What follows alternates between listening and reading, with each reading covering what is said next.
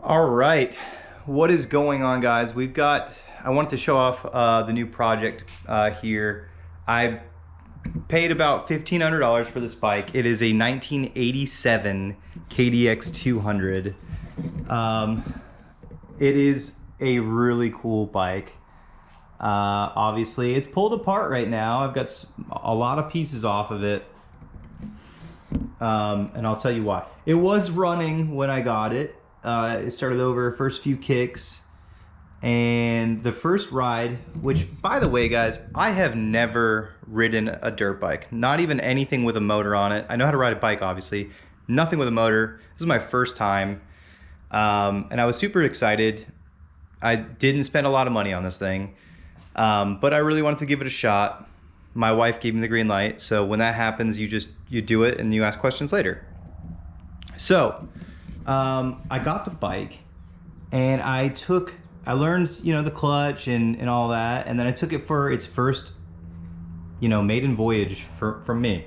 And I took it for a 10-mile, 5-mile out and 5-mile back. And it ran great. I came home with a smile on my face. It was amazing. Now, the second day that I took it out, I went on the same path and I got about 2 miles away from the house, and I was going up a massive hill, and I tried to shift down into first and it wouldn't do it. I couldn't get into first. And then, of course, I stalled going up the hill. So I stalled going up the hill, and then I'm like, no big deal. Let's try to start this thing. Nope, it did not start. So now I got two issues, right? It couldn't shift into first for some reason, and it didn't want to start. So I tried and tried, guys. I probably flooded this motor. I jumped it down the hill, or bump started it. That worked. Then I stalled it again. For some reason, it was being really weird. So yeah, so I got it back here and started tearing it apart. The first thing is I wanted to take a look at the spark plug, which I did, pull the plug. Doesn't look bad. I put a new spark plug in there anyway, grounded it to the chassis, and tried to see if I was getting any spark. And I wasn't seeing any spark. I don't know if I was doing something wrong or what. But that's what caused me to kind of look into this, the whole setup here.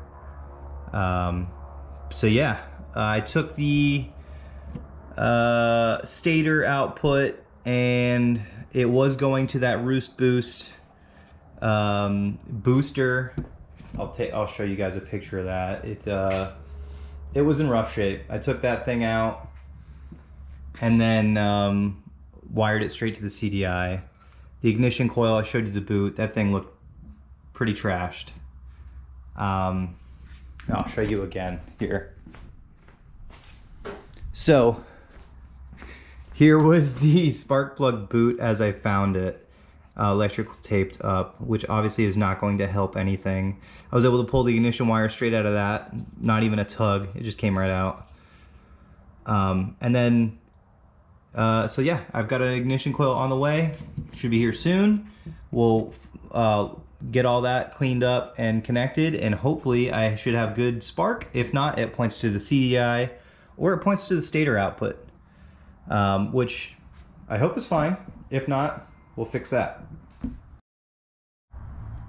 Okay, we are now transmission side here, or engine side rather. I don't know. Well, this is where the clutch is, guys. So I took this cover off because the shifter felt weird. It would shift gears. It would go up 1, 2, 3, 4, 5, down 4, 3, 2, 1, no problem.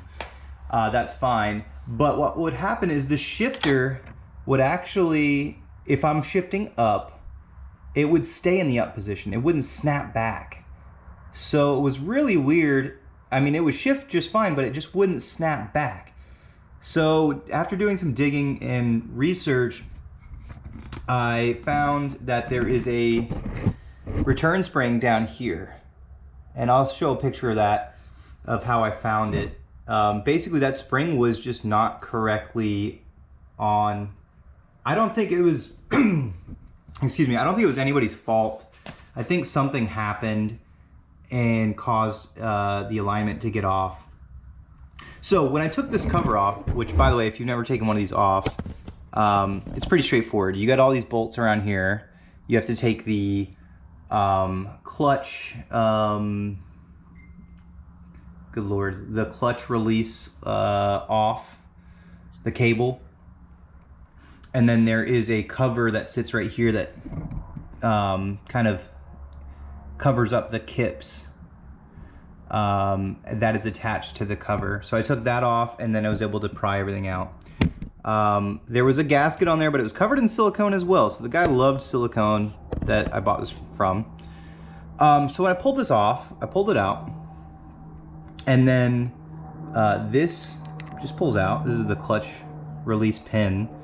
And then there is a nut in here that holds the clutch to the assembly. This is supposed to be torqued around 65 foot-pounds. I was able to not even put a socket on it. I literally spun it out with my fingers. Guys, that should not happen. That is catastrophic. If that were to release, I would be screwed. So, I'm glad I opened this thing up and found that. I took this off, and then I was able to determine that the spring was not on correctly. So now that that has been done, it shifts great. It works just fine. The return spring does come back down as you're shifting up or down. It returns to center, which is perfect. That's exactly what we want. So aside from that, now we have determined that shifting good. We're going to replace the carb. We're going to replace this boot here. We're replacing the boot that goes to the air filter. In fact, the whole assembly. Let's see what else. Yeah, I put a new spark plug in and determined again, yeah, it was not getting spark, which we found. The roost boost was right here, took that out of the whole system, pulled the stator to the CDI directly, which is how it should be.